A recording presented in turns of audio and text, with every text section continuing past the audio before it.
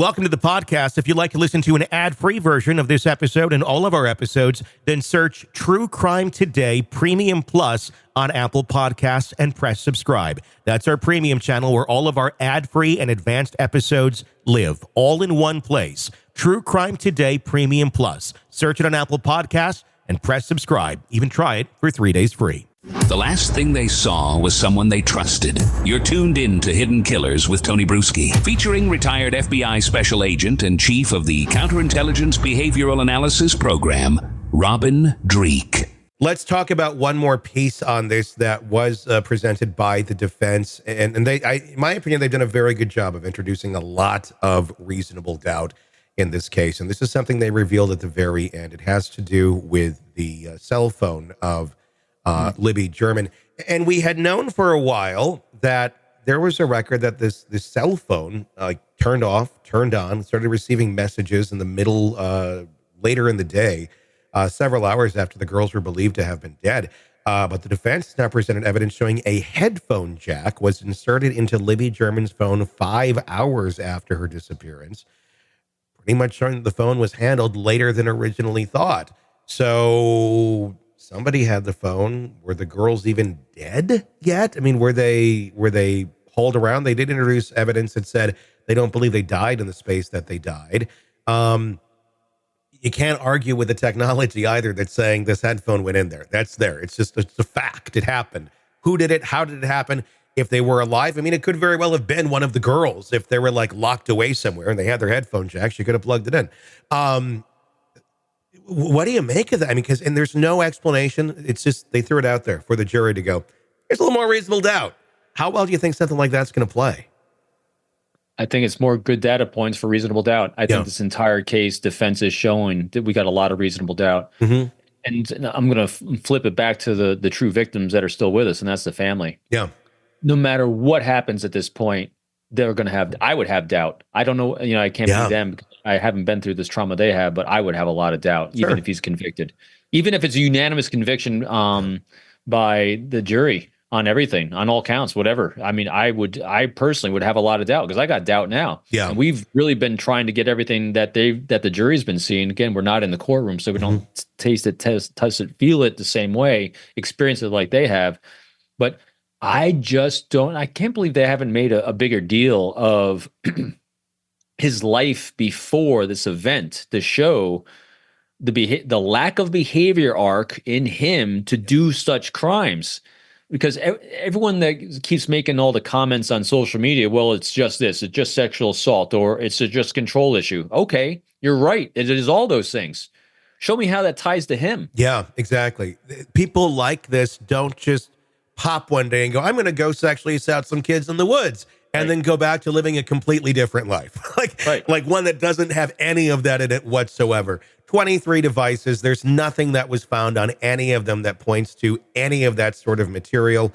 I mean, the best they found was that he Googled the case, which he's in a small town. Of course, you're going to Google the case that's affecting your area for many, many years.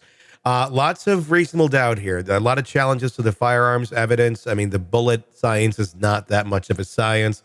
Cross-examination of the experts, a lot of challenges to their credibility and their experience. It's just, there's so much. I'm going to be honestly surprised at this point if we do get a guilty verdict. Right. I could see a hung jury or I can see not guilty. At the end of the day, it doesn't help those families if it's a hung jury. I mean, it doesn't help them, I think, almost in any direction. Because I agree. I think if I was a parent here, those are one of my kids, I'd be really, of course you want justice, but you don't want to lock away somebody who didn't do this. I think you're left there going, wow, the people I trusted to find the killer really didn't do a great job of, if this is the person, truly proving it is, or doing their job to actually find the real one. They went down this road too quick or because they had no other options after not finding anything. Yeah. As a parent, justice, boy, that's a tricky word. Different people want justice in different ways. Yeah. If this was my kids, I would, at this point, since they're already gone, I would want to know how they went, Yeah. And hopefully it was painless, and hopefully it was without fear. I mean, because that's all you can really hope for. They're gone. They were murdered. Yeah. And I would just want someone competent enough to tell me what happened. That's all I want to know at this point. I just want to know what happened. And I want to know that the person that did, not think did, but did that crime, does the time in whatever capacity that winds up being. And I just don't think it's going to happen yet. I agree. One of my biggest pet peeves that I have all the time is when you're into something serious or urgent, or you need to get something done, is incompetence with people along the line that need to be doing the job where they should be competent on. I can't imagine what a headache that is. And we all have those moments. We all have moments of making mistakes. Mm-hmm. I'm with you on this one. When you are incompetent by ignorance, you didn't know better, you don't have much time, they've never dealt with a murder before, whatever it is, okay, own it, fix it, and try again. But when you double down on how incompetent you are, that's when people lose faith. People aren't looking for perfection, they're looking for progress, they're looking for an effort, they're looking for transparency, and we didn't get any of that on this case. No, we certainly did not. Robin Drake, retired FBI special agent, chief of the counterintelligence behavioral analysis program, and yes, author of this book, which is also the graphics hanging behind his head. It is very good. I'm just beginning to get into the audiobook version, but I love it. I've loved all of your books so far. Sizing People Up, another great one, by the way. Check it out wherever you get your books, and learn to be a smarter, better human being from the mind of Robin Drake. Always a pleasure. Thank you, Robin.